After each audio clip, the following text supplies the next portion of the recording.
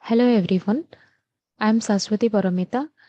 I'm going to present our work on improving the performance of heterogeneous LiFi-Wi-Fi network using a novel link aggregation framework.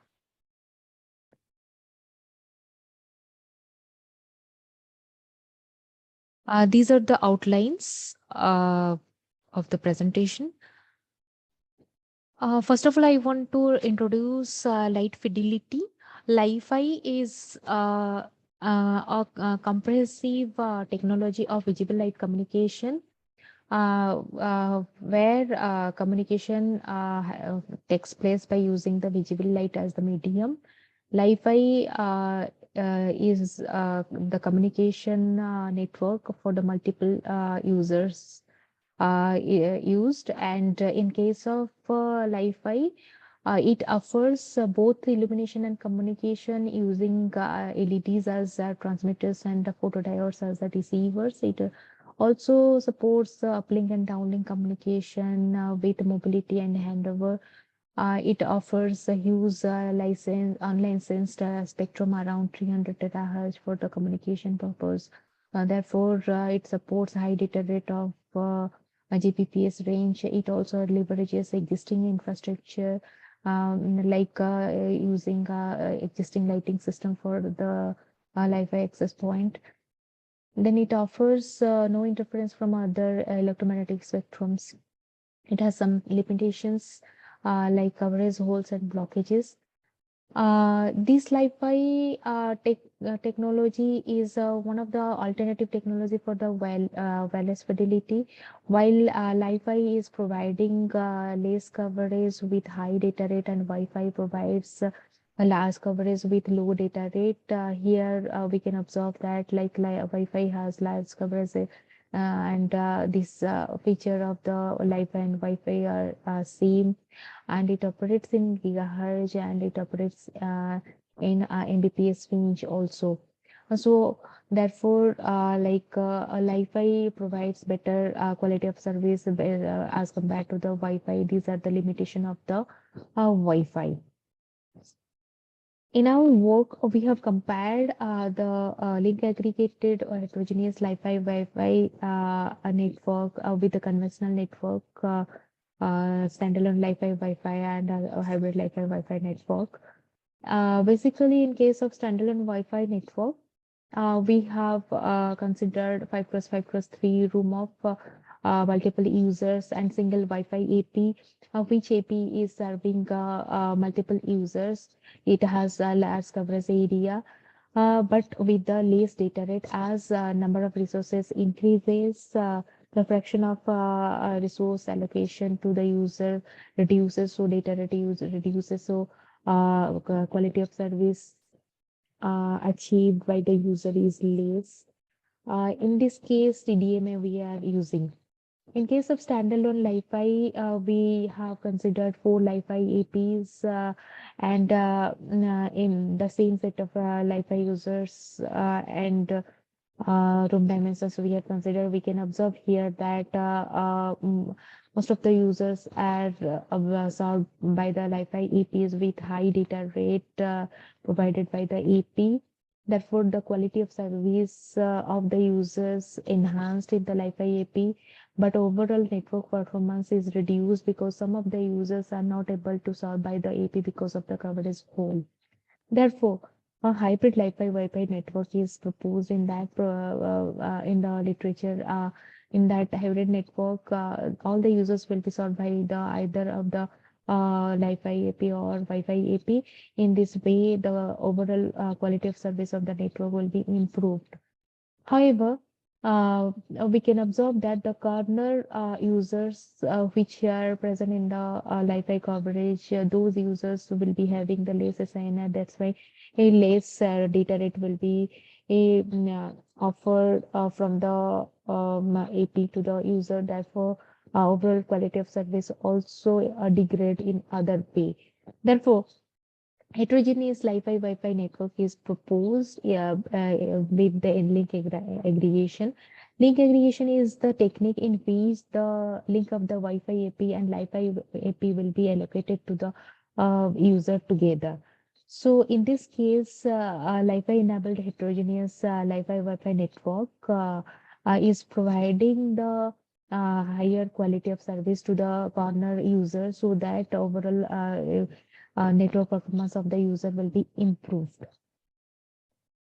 The motivation towards this work are in the literature's load balancing, bandwidth aggregation protocol, power allocation algorithm. These things are discussed for a link aggregated, aggregated enabled HLWN.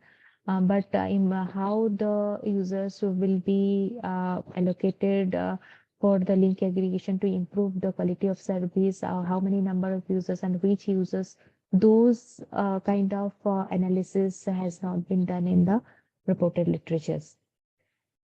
The main contribution for the work are determining the optimal value of the link aggregated users, analyzing the average data rate, coverage probability, outage probability, by considering the link aggregated overhead.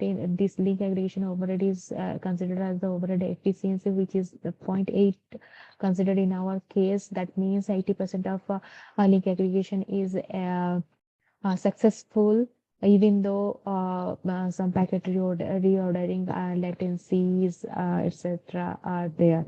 And adaptive modulation and coding schemes are considered in the analysis for improving the quality of service by considering the SINR value of the user. Based upon the SINR value, modulation and coding scheme will be chosen. Based upon that, spectral efficiency will be considered for the user. These are the Li-Fi channel model, Wi-Fi channel model for the users. And in the case of AMC, we are able to calculate the rate by using this formula. And this is the connection variable. This is the resource allocation variable. This is a spectral efficiency variable. This is the bandwidth of the AP. So we have proposed two algorithms, LA, SINR, LA, enhanced quality of service. In the LA, SINR algorithm, we have allocated link aggregation for all the users to improve the quality of service. But in that case, Wi-Fi AP is getting overloaded. So therefore, the overall quality of service of the network reduces as compared to EQS. Beta OB is over at 0.8, it is considered in these cases. So LA EQS, we have means allocated the link aggregation for the optimal in LA users, and the rest of the users will be undergoing for the Li-Fi connections. The process follows in this way. In the LASINR, as a first system initialization will be done for the by initializing a user location and AP location. All the users SINR will be calculated, and the connection variable will be established based upon the connection of the user and the AP. And resource will be allocated from the Wi-Fi AP and Li-Fi AP. And finally, the rate of the users will be calculated. In the case of LA-EQS, similarly, system installation will be done. Then SINR will be calculated for the users. Resource allocation will be done from the Li-Fi APs for all the users. Based upon that, connection variable will be identified. Then rate matrix will be constructed. In that rate matrix, we have to identify the minimum quality of service users. Those users will be considered as the link aggregated users, and we have to find it out the number of link aggregated users from that. Which user belong to link aggregation? Those users, for those users, a Wi-Fi AP resource will be allocated so that those users will go undergo for link aggregation. Other users will be allocated by the Li-Fi AP. Further, the NLA analysis has been done by using suggestive search method by optimizing average data rate with the reduced outage probability by ensuring higher quality of service. So in the analysis, we observed that for 10 number of users and 20 Mbps of required quality of service, NLA value of 4 is providing the minimum outage probability, and NLA value of 2 is providing the highest data rate. So we can observe that there is trade-off between these two. Therefore, optimal NLA has a major role in this case. These are the formulas for the outage probability and average data rate. In the case of average data rate, we observe that LAEQS is performing better than the LASINR, and hybrid. We observed whenever the number of users are increasing, the performance is degrading because of the resource allocation is increasing for the users. In the case of outage probability, we observed that in the existing method, we found the combination of the total number of users and the LA, and we have analyzed the results. We have just taken here for the reference 4 results. Here for these all the sets of users, we can observe that our proposed LAEQAS is performing better for two constructs of 10% and 20% of outage probability as compared to the LASINR and other conventional networks. And further, if we are increasing the number of users, we can observe that LASINR is approaching to the Li-Fi network, standalone Li-Fi network, because the Wi-Fi is undergoing for the 100% reserve coverage. Finally, in the coverage probability, we can observe that LAEQS is providing 100% of coverage for 10 number of users, 80% for 14 users, and LASINR is providing 100% for 4 users, 80% for 8 users, and a hybrid is providing 100% for 5 users, and less than 80% for more than 6 users. Our Wi-Fi network is providing 100% for 3 users, and more than 3 users, less than 80% coverage it provides. Finally, in the case of Li-Fi network, we observe that there is no 100% of coverage for any of the users because of spectrum, because of the coverage whole.